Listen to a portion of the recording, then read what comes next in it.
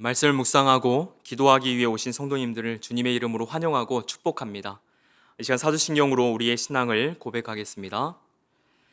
전능하사 천지를 만드신 하나님 아버지를 내가 믿사오며 그 외아들 우리 주 예수 그리스도를 믿사오니 이는 성령으로 잉태하사 동정녀 마리아에게 나시고 본디오 빌라도에게 고난을 받으사 십자가에 못 박혀 죽으시고 장사한 지 사흘 만에 죽은 자 가운데서 다시 살아나시며 하늘에 오르사 전능하신 하나님 우편에 앉아 계시다가 저리로서 산자와 죽은 자를 심판하러 오시리라. 성령을 믿사오며 거룩한 공회와 성도가 서로 교통하는 것과 죄를 사하여 주시는 것과 몸이 다시 사는 것과 영원히 사는 것을 믿사옵나이다. 아멘. 찬송가 412장 내 영혼의 그윽히 깊은 데서 함께 찬양하겠습니다.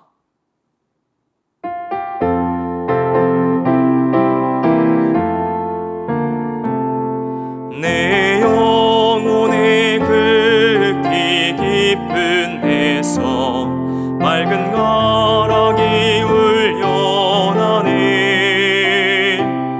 하늘 곡조가 언제나 흘러나와 내 영혼을 고이 싸네.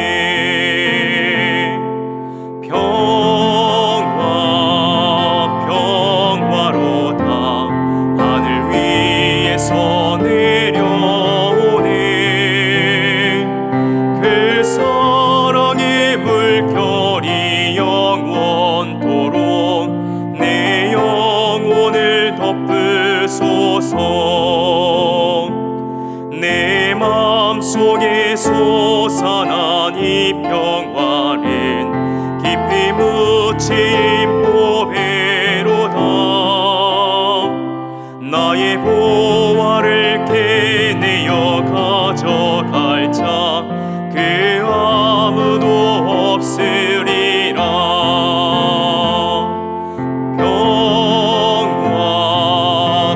평화로다. 하늘 위에서 내려오네. 그 사랑의 물결이 영원토록 내 영혼을 덮으소서. 내 영혼의 평화가 넘쳐나는 주의 큰 복을 받음이라. 내가 주야로 주님과 함께 있어 내 영혼이 편히 쉬네.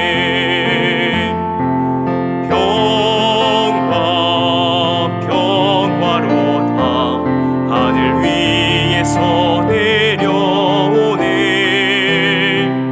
그 사랑의 물결이 영원토록 내 영혼을 덮으소서. 이 땅 위에 험한 길 가는 동안 참된 평화가 어디 있나. 우리 모두 다 예수를 친구 삼아 참 평화를 누리겠네.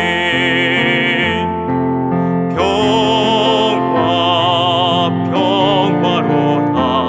하늘 위에서 내려오네. 그 사랑의 물결이 영원토록 내 영혼을 덮으소서. 아멘. 이 하나님 말씀은 예레미야 35장 12절에서 17절의 말씀입니다. 제가 말씀을 봉독하도록 하겠습니다.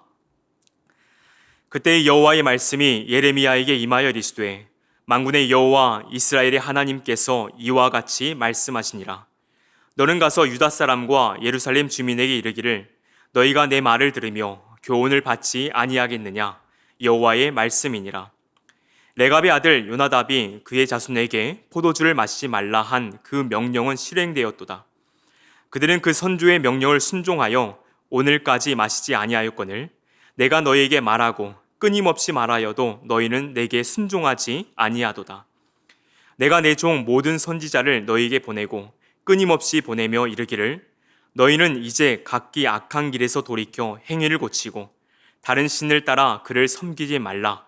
그리하면 너희는 내가 너희와 너희 선조에게 준 이 땅에 살리라 하여도 너희가 귀를 기울이지 아니하며 내게 순종하지 아니하였느니라.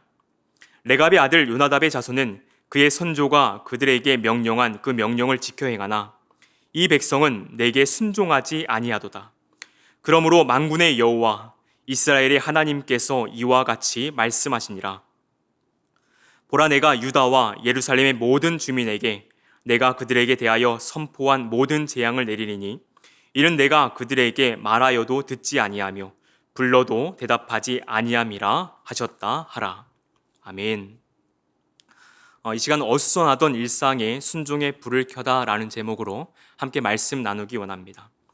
그리스도 중심 성경 읽기 오늘 핵심장은 예레미야 35장입니다.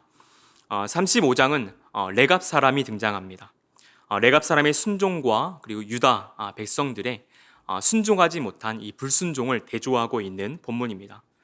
그래서 레갑 사람들은 수백 년이 지나도 이 조상의 말 그것을 잘 지켰다라는 것이죠. 그러나 하나님의 백성이라고 불릴 수 있는 유다 백성들은 하나님께 불순종했다라는 것을 고발하고 있습니다. 다시 말해서 레갑의 이 순종 그리고 유다 백성들의 이 불순종을 대조하면서 우리가 어떠한 삶을 살아가야 되는가, 다시 말해서 하나님 앞에서 순종하는 삶을 다시 한번 살아가야 된다라는 것을 강권하고 있는 본문입니다. 그래서 이 시간 우리가 하나님 앞에서 놓치고 있던 순종하는 삶이 있다면 이 시간 말씀을 통해서 다시 한번 내가 하나님 앞에 순종하는 삶을 회복하겠습니다. 그러한 결단이 있고자 합니다. 이렇게 이 순종에 대해서 생각하면서 여러분의 책 한 권을 소개하면 이 존 비비어의 순종이라는 책이 있습니다. 20년 넘게 이 스테디셀러로 정말 많은 사랑을 받았던 책인데요. 이 책의 뒷면을 보면 이렇게 기록하고 있습니다.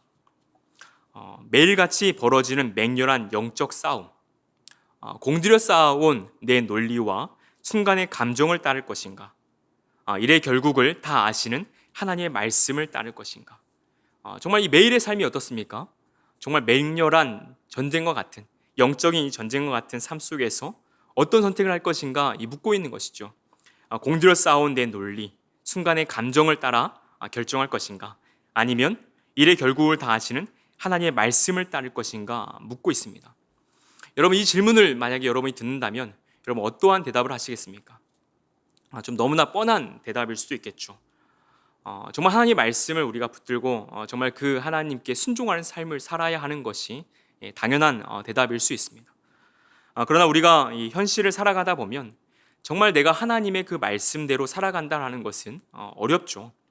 그리스도인으로서 정말 많은 이 불편함을 감수하면서 그리스도인다운 삶을 살아간다는 것은 너무나 이 현실에서 어려운 삶이다라고 볼 수 있습니다. 그런 현실 속에 정말 하나님의 말씀에 순종하면서 살아간다라는 것, 정말 많은 것을 포기해야만 하죠. 그런데 이 책에서는 사람들에게 이렇게 말합니다. 불안한 세상에서 자신을 안전하게 보호해줄 피난처는 사람들이 찾게 되어지는데, 결국 우리가 이 세상에서 안전할 수 있는 것은 어디에 있게 하냐면 하나님의 질서 아래서 우리가 살아가야 된다. 하나님의 권위 아래서 순종하는 삶을 우리가 살아가야 된다. 그렇게 했을 때 우리는 우리의 삶이 정말 피난처가 되고 안전하고 건강하게 살아갈 수 있다라고 말하고 있는 것이죠. 그래서 이 책에서 말합니다. 하나님의 말씀이 내 삶을 한번 이렇게 살펴볼 수 있도록 하십시오. 그리고 오늘 설교의 제목과도 같은데요. 어수선한 일상에 순종의 불을 켜라라고 이 책은 강권하고 있습니다. 오늘 본문을 보면 레갑 사람들의 순종적인 이 삶을 엿볼 수가 있습니다. 그런데 당시 레갑 사람들의 이 순종의 삶은 정말 이 평탄한 삶 가운데 이루어졌던 그러한 순종이 아니다라는 것을 우리는 본문에서 볼 수가 있습니다. 한번 여러분 35장 11절을 한번 보시면 제가 한번 읽겠습니다. 그러나 바벨론의 느부갓네살 왕이 이 땅에 올라왔을 때 우리가 말하기를 갈대아인의 군대와 수리아인의 군대를 피하여 예루살렘으로 가자 하고 우리가 예루살렘에 살아누라. 지금 이 레갑의 자손들이 예루살렘에 이렇게 살게 되어지는데 어떻습니까? 갈대아인의 군대와 수리아인의 군대를 피하여서 예루살렘으로 갔고 그 피난처인 예루살렘에 거주하게 되었다라는 것이죠. 이 본문에 대해서 조금 더 배경을 살펴보게 되면 열왕기하 24장입니다. 열왕기하 24장 1절과 2절을 제가 한번 읽고 한번 설명을 드리고자 하는데요. 여호와김 시대에 바벨론의 왕 느부갓네살 왕이 올라오매 여호와김이 3년간 섬기다가 돌아서 그를 배반하였더니 여호와께서 그의 종 선지자들을 통하여 하신 말씀과 같이 갈대아의 부대와 아람의 부대와 모압의 부대와 암몬의 자손의 부대를 여호와김에게로 보내 유다를 쳐 멀하려 하시니라고 말합니다. 이 배경을 보게 되면 주전 약 601년 경입니다. 바벨론 왕으로 이 느부갓네살 왕이 있게 되어지죠. 이 느부갓네살 왕이 애굽의 원정을 나갔다가 성공을 하지 못하고 돌아오게 됩니다. 이때 여호와김은 이 바벨론이 패배했다라고 생각을 하게 되고 당시에 이 바벨론에게 바치던 조공을 이제 드리지 않습니다. 다시 말해서 이 여호와김은 느부갓네살 왕을 이렇게 배반하게 된다라는 것이죠. 근데 이 배반한 이 여호와김에 대해서 느부갓네살 왕은 바로 이렇게 치지는 못합니다. 왜냐하면 애굽 원정 때 병력에 대해서 많은 손실을 입었기 때문에 바로 이렇게 징계를 내리지 못하죠. 그렇지만 그 대신에 4개의 부대를 통해서 약탈을 이렇게 시도합니다. 4개의 부대가 성경에 등장했었죠. 갈대아의 부대, 아람의 부대, 모압의 부대, 암몬 자손의 부대입니다. 이 4개의 부대를 여호와김, 유다에 보내서 약탈하게 한다라는 것입니다. 그렇기 때문에 이 계명에서 보게 되면 레갑 사람들은 그러한 공격에 피해서 이제 다시 한번 피난을 떠나게 되어지고 그 피난을 떠나서 예루살렘에 거주하게 된다라는 것입니다. 여러분 이 배경을 우리가 한번 좀 생각을 해봤을 때에 우리는 6.25 전쟁을 한번 생각해 볼 수 있을 것 같습니다. 그렇게 전쟁이 발발하게 되어지고 많은 사람들이 삶의 기반을 놓고 그냥 떠나게 되어지는 모습들. 그리고 근접적으로도 우크라이나 이 전쟁이 발발했을 때에 우리가 뉴스 보도에서 많이 봤었죠. 많은 사람들이 평생 일구었던 정말 이 집과 정말 이 살림들을 다 그대로 이렇게 내버려 두고 주변 국가로 이렇게 피난 갔던 모습들을 우리는 보게 됩니다. 지금 레갑 사람들이 떠나왔던 것은 정말 이렇게 이 공격에서 결국은 살고자 하기 위해 정말 이렇게 피난길에 떠났고 그 피난길에서 예루살렘에 이렇게 거주했던 레갑 사람들입니다. 그렇게 어려운 환경 속에서 레갑 사람들이 어떻게 그 조상의 말을 지키며 살아왔는가, 어떻게 그 말씀을 기억하면서 순종하는 삶을 살아왔는가라는 것을 오늘 성경에서 이제 말하고 있고 그 순종과 유다 사람들의 불순종을 비교하고 있다라는 것입니다. 그러면 레갑 사람들이 순종했던 것이 무엇인가 우리가 본문 속에 살펴보게 되면 35장 6절과 7절에서는 그의 조상 요나답의 이 명령이 나오고 그 명령에 대한 답이 이 35장 8절에서 이 10절의 말씀입니다. 레갑 사람들의 순종의 대답을 제가 한번 읽고자 하는데요. 8절부터 한번 눈으로 봐주시면 이렇게 기록합니다.